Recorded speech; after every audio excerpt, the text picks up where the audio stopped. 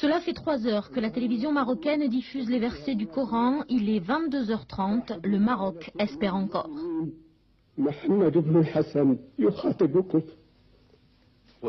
Quand Sidi Mohamed apparaît à la télévision, le peuple comprend aussitôt. Il s'appelle désormais Mohamed VI. Son père, le roi Hassan II, est mort. Avec à ses côtés son frère cadet, Moulay Rachid, le jeune prince héritier exhorte son peuple à être calme et patient dans la douleur. Mais au Maroc, la douleur ne se mesure pas. Quelques minutes après l'annonce officielle, 3000 personnes se rassemblent devant l'enceinte fermée du palais royal de Rabat. À l'intérieur se trouve déjà la dépouille du roi Hassan II et c'est pour crier sa gloire que durant de longues heures, ces hommes et ces femmes, le plus souvent d'origine modeste, ont récité les versets du Coran. Et pendant que Rabat devenait une ville déserte et recluse, entamant son deuil de 40 jours, le nouveau roi, Mohamed Ben Hassan, Mohamed, le fils d'Hassan, recevait dans son palais les dignitaires marocains. Toutes les personnalités les plus importantes du Maroc, qu'elles soient politiques, militaires, administratives ou économiques, viennent devant lui s'agenouiller et faire acte d'allégeance. Un défilé ininterrompu qui a duré toute la nuit et qui se poursuit encore ce matin. Invité d'honneur de la France le 14 juillet dernier, Hassan II semblait plutôt en forme. En fait, il souffrait déjà de problèmes pulmonaires, mais au Maroc, on ne parle pas des soucis de santé du roi. Descendant du prophète Mahomet, il a donné à son peuple l'image d'un homme invulnérable, protégé par Dieu depuis sa plus tendre enfance.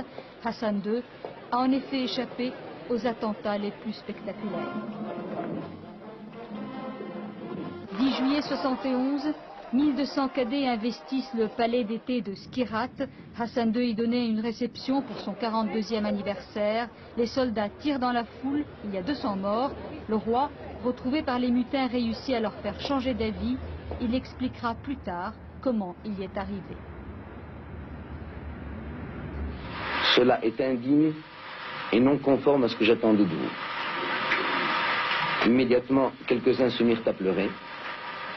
Août 72, Hassan II rentre d'un séjour en France. Son Boeing survole Tétouan quand 6 chasseurs marocains surgissent dans le ciel et ouvrent le feu. Les réacteurs sont touchés, l'avion plonge de 1000 mètres, mais le pilote réussit à se poser sur l'aéroport de Rabat. Le roi est sain et sauf.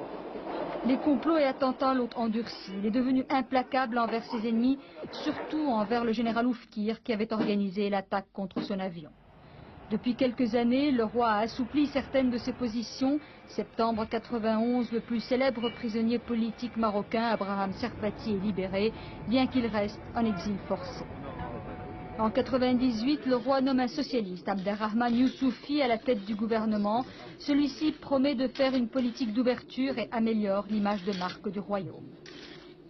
Pourtant, en 38 ans de règne, c'est surtout le déclenchement de la Marche verte que l'histoire retiendra comme étant la plus grande réussite de Hassan II. Il récupère le Sahara occidental sans qu'une goutte de sang ne soit versée. Il profitera longtemps de ce coup de génie qui a unifié pendant des années le peuple marocain derrière son roi.